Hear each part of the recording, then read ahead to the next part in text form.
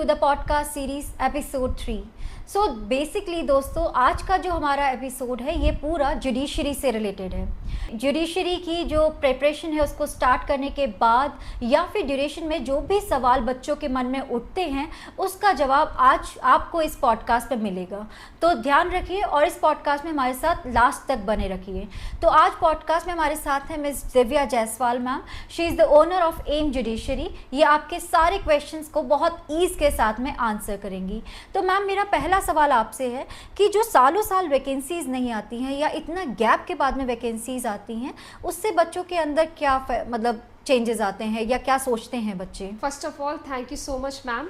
And इस सवाल का आपने बहुत अच्छा सवाल पूछा है। इसका जवाब मैं यही देना चाहूँगी कि जब इतने गैप के बाद वैकेंसी आती है तो कई बार बच्चे तैयारी करते करते हतोत्साहित हो जाते हैं, थक जाते हैं। और सबसे बड़ा जो मेजर वो फेस करते हैं, कई बार उनकी एज निकल जाती है मेल्स, और कई बार ऐसा होता है कि मेल्स होते हैं उनके ऊपर फाइनेंशियल रिस्पॉन्सिबिलिटीज़ हो जाती हैं तो उसको वो तैयारी छोड़नी पड़ती है।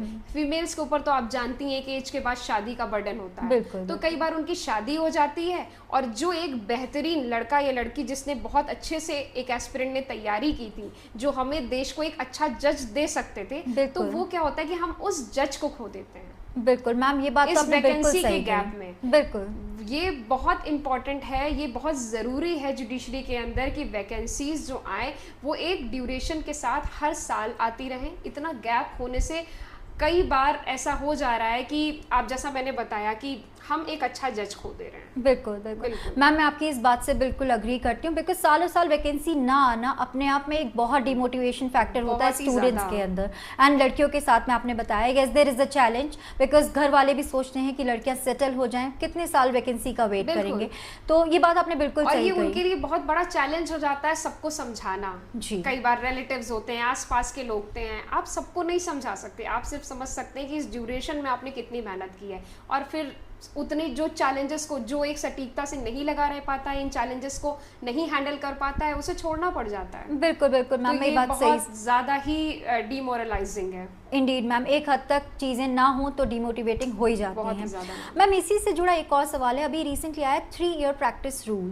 तो मैम, मेरा सवाल है कि बच्चे इस 3 ईयर जो प्रैक्टिस रूल है या वैकेंसी के गैप होते हुए भी खुद को एक स्ट्रैटेजिक तरीके से मोटिवेट कैसे रखें? बिल्कुल मैम। तो मैम, सबसे बड़ा एग्जाम्पल ये देना चाहूँगी, जैसा कि अभी यूपी जुडिशरी की 2018 में वैकेंसी आई थी 611, 2022 में फिर वैकेंसी आई। इतना लंबा गैप था, करीब 5 साल का गैप था। अब उसके दौरान कई सारे ऐसे क्रीम बच्चे थे जिनकी उसमें कोई कैलिबर में कोई कमी नहीं थी, जिन्होंने बहुत अच्छे से तैयारी की थी, जो बिल्कुल सिलेक्शन के लिए बिल्कुल डिजर्व करते थे, लेकिन नहीं हो पाए।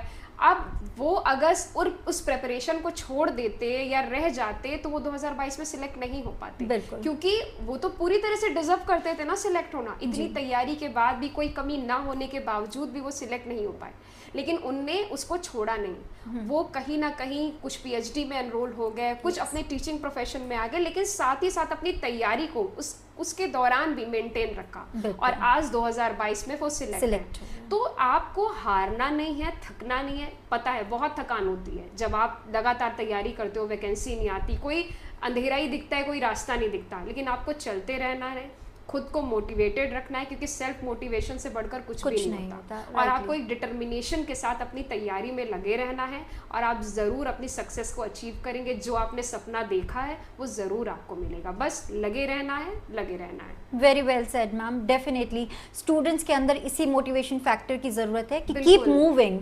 जो भी सिचुएशन आपके सामने आए, कई बार सिचुएशंस हमारे फेवर में नहीं होती है ma'am, and most of the times ये होता है। Exactly, but you have to keep moving. बिल्कुल, बीइंग अ ह्यूमन हम हर चीज़ हैंडल नहीं कर पाते समय, लेकिन हमें खुद को समय समय पे मोटिवेट करना है, खुद को चार्ज करना है, तभी हम आगे बढ़ेंगे। मैम, इसी के साथ फिर मेरा, क्योंकि प्रिपरेशन की हम बात कर रहे हैं, तो अब मैं आपसे नेक्स्ट यही पूछना चाहूँगी कि मैम, जुडिशरी की होलिस्टिक तैयारी बाकी के लीगल कॉम्पिटिटिव एग्जाम्स में कितनी हेल्पफुल होती है? मैम जो जुडिशरी की तैयारी होती है वो एक पूरा पैकेज होती है। Okay. क्योंकि आप जब जुडिशरी की तैयारी करते हैं तो आप सिर्फ एक स्टेट की ना करके, जनरली जब बच्चा तैयारी करता है जुडिशरी की तो वो 7 स्टेट को लेता है। Okay. वो सिस्टर ब्रदर स्टेट कहे जाते हैं, जैसे आपका यूपी, बिहार, झारखंड, छत्तीसगढ़, राजस्थान या उत्तराखंड, इन्हीं के साथ साथ फिर दिल्ली वो हरियाणा लेता है और जिस भी स्टेट की। तो यहाँ पे देखिए मेजर तो हर जगह ऑलमोस्ट सारे एग्जाम्स में सेम ही आते हैं, जैसे कॉन्स्टिट्यूशन हो गया आपका, सीआरपीसी हो गया, या आप जब भारतीय नागरिक सुरक्षा संहिता है, तो इस तरीके से। और जो माइनर होते हैं डिफरेंट डिफरेंट स्टेट में अलग पूछे जाते हैं और लोकल में आप चेंजेस पाते हैं। तो जब एक कंप्लीट तैयारी बच्चा जुडिशरी की कर रहा है तो उसके मेजर भी तैयार हो रहे हैं, माइनर भी तैयार हो रहे हैं। तो जब वो अदर लीगल कॉम्पिटिटिव एग्जाम में जाता है तो वहां पे उसे मेजर तो सेम ही मिल जाते हैं, और वो डिफरेंट डिफरेंट स्टेट के जो माइनर्स अलग अलग पूछे जाते हैं वो भी उसे मिल जाते हैं, चाहे वो बैंक सेक्टर में हो या लीगल ऑफिसर के आपके सेक्टर में जाए या कहीं भी आप जाएं। तो एक जुडिशरी जो तैयारी होती है ना, वो एक पैकेज होती है। अगर आपने जुडिशरी की तैयारी को एकदम अच्छे से किया है तो आप किसी भी कॉम्पिटिटिव जो लीगल से रिलेटेड है आप निकाल सकते हैं easily. Good to hear this ma'am. तो बच्चों आपने सुना होगा या व्यूअर्स आप लोगों ने सुना होगा कि अगर आप जुडिशरी की प्रिपरेशन कर रहे हैं तो आप एक कंप्लीट पैकेज में आप प्रिपरेशन कर रहे हैं। दैट मीन्स कि किसी भी लीगल एग्जामिनेशन को आप प्रिपेयर कर रहे हैं। तो मैम नेक्स्ट को इसी के रिगार्डिंग है, जैसे अब मैम प्रिपरेशन की बात हुई, हम सेल्फ स्टडी भी करते हैं, हम कोचिंग इंस्टीट्यूट भी आते हैं, तो कोचिंग इंस्टीट्यूट की मैम क्या एक इमेज रोल है इस पूरी प्रिपरेशन में? बिल्कुल मैम, मेरा आपने बहुत अच्छा सवाल पूछा है। इसका जवाब मैं बस एक ही दूंगी कि जो कोचिंग इंस्टीट्यूट होते हैं आपको एक स्ट्रक्चर्ड प्लान देते हैं। ज़रूर आप सेल्फ डिसिप्लिन के साथ में, आप सेल्फ प्रिपरेशन के साथ भी सिलेक्ट हो जाते हो, लेकिन जब एक कोचिंग इंस्टीट्यूट आपको एक स्ट्रक्चर्ड प्लान दे रहा है, आपको एक फैकल्टी दे रहा है, आपको एक प्रॉब्लम सॉल्विंग हर टाइम पे सेशंस मिल रहे हैं, आप अपने डाउट्स को क्लियर कर सकते हैं, आप जितने भी नोट्स हैं, जो सब्जेक्ट्स पूछे जाते हैं उनकी एक एनालिसिस आपको नोट्स मिलते हैं जो आपके प्री और मेंस में बहुत हेल्पफुल रहते हैं। yes. आपकी एक पर्सनालिटी डेवलप होती है जो आप इंटरव्यू में बहुत मददगार होती है, जो आपके इंटरव्यू के सेशंस हम प्रिपेयर कराते हैं। इसी के साथ साथ कई सारे मोटिवेशनल सेशंस होते हैं, कई सारे और आपके मेंटरशिप सेशंस होते हैं जिसमें आपकी एक कंप्लीट पैकेज के साथ तैयारी होती है। और जब आप एक अकेले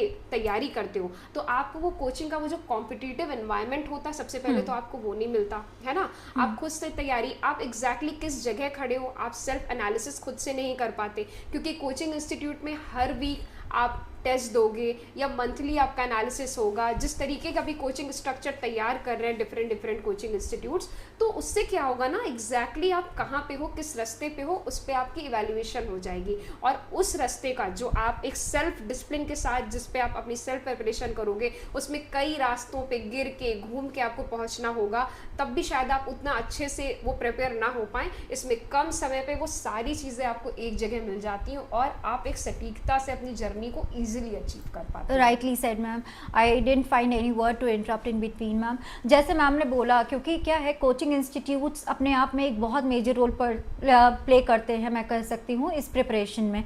मैम इसी से जुड़ा मेरा नेक्स्ट सवाल है, जैसे कि हर बच्चा आज की डेट में कोचिंग इंस्टीट्यूट देख रहा है, बिल्कुल, and we have multiple options in market. तो मैम इस तरीके, इस सिचुएशन में अगर कोई एस्पिरेंट आपके पास आता है फॉर ज्वाइनिंग द इंस्टीट्यूट, तो उसमें आप क्या एक्स्ट्रा ऐसा आप उन्हें प्रोवाइड कर रहे हैं so that you are different from other institutes? बिल्कुल, चाहे वो हम इंस्टीट्यूट हो एज अ इंस्टीट्यूट या फिर कोई अदर इंस्टीट्यूट हो, एक बच्चे की स्ट्रैटेजिक तैयारी के लिए सबसे पहले उसका सेल्फ इवैल्यूएशन बहुत ज़रूरी है। अगर आपको ये नहीं पता है बच्चे का नॉलेज कितना है, बेस कितना है, तब तक आप उसको सही रास्ता नहीं दिखा सकते। हमें पता होगा कि बच्चा किस जगह खड़ा है, तभी हम उसको वो रास्ता दिखा पाएंगे, क्योंकि हर इंडिविजुअल पे डिपेंड करता है कि उसकी नॉलेज क्या है, उसने कितनी कॉन्सेप्ट के साथ अपने लॉ की पढ़ाई की है, अपने सेमेस्टर्स को पढ़ा है, तो ये डिपेंड करता है। तो हम सबसे पहले यही एक राय है मेरी कि उसका सेल्फ इवैल्यूएशन बहुत ज़रूरी है। जब उसका सेल्फ इवैल्यूएशन आप कर सकते हैं कि एग्जाम के थ्रू, जो कि आप मल्टीपल सब्जेक्ट्स के साथ एक क्वेश्चन पेपर रेडी कर सकते हैं, उसके बाद जो भी सेल्फ इवैल्यूएशन के साथ उसकी रैंक या नंबर्स वो अचीव करता है, आपको आइडिया लग जाता है कि एग्जैक्टली बच्चे का नॉलेज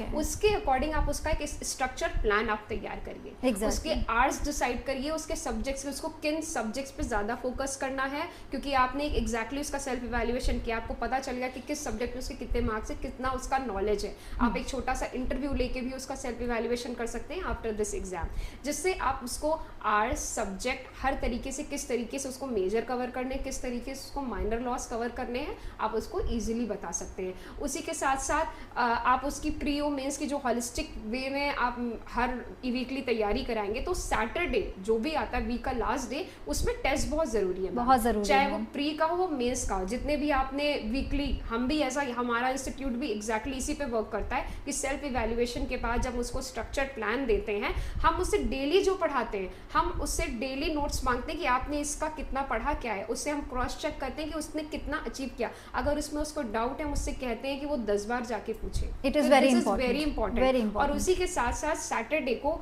जो भी हम वीक में पढ़ा रहे हैं, उससे प्री से रिलेटेड जितने क्वेश्चंस बन रहे हैं, मेन से रिलेटेड जितने क्वेश्चंस बन रहे हैं, चाहे वो प्रीवियस ईयर में आए हो या वो जो एक्सपेक्टेड हो, हम उससे रिलेटेड पूरा क्वेश्चन पेपर तैयार करके बच्चे का टेस्ट लेते हैं। इसी के साथ साथ जब सब्जेक्ट खत्म हो जाता है तो हम फुल लेंथ पे फोकस करते हैं, पूरे फुल लेंथ से कितने प्रीवियस प्लस एक्सपेक्टेड क्वेश्चन बन जाते हैं। इसी के साथ साथ हम बच्चों के कई सारे मेंटोरशिप सेशन कराते हैं, प्रॉब्लम सॉल्विंग सेशंस प्रोवाइड करते हैं। ये सारी उसकी एक होलिस्टिक प्रिपरेशन में बहुत मददगार होते हैं। इंडीड मैम, जो आपने बोला, ऑफ कोर्स आज की डेट में स्टूडेंट्स को यही रिक्वायर्ड है। बिल्कुल, सेल्फ इवैल्यूएशन जब तक नहीं होगा। और सबसे बड़ी चीज जो जरूरी है मॉक टेस्ट, ठीक है, क्योंकि आप जब वीकली उसको एक मॉक टेस्ट प्रोवाइड कर रहे हो या मंथली फुल लेंथ का प्रोवाइड कर रहे हो, एग्जैक्टली जब उसका सेल्फ इवैल्यूएशन आपको आइडिया लग जाता है कि बच्चा उस सब्जेक्ट को पढ़ने के बाद कहाँ खड़ा है, और बच्चे को भी आइडिया लग जाता है, तो उसके कॉन्फिडेंस में दिन पर दिन आप उन एरियाज पे फोकस कर पाते हो, तो उसका कॉन्फिडेंस बढ़ता है। तो जब आप एग्जैक्टली उसी पैटर्न पे प्री और मेंस का टेस्ट वीकली मंथली ले रहे हो, तो जब वो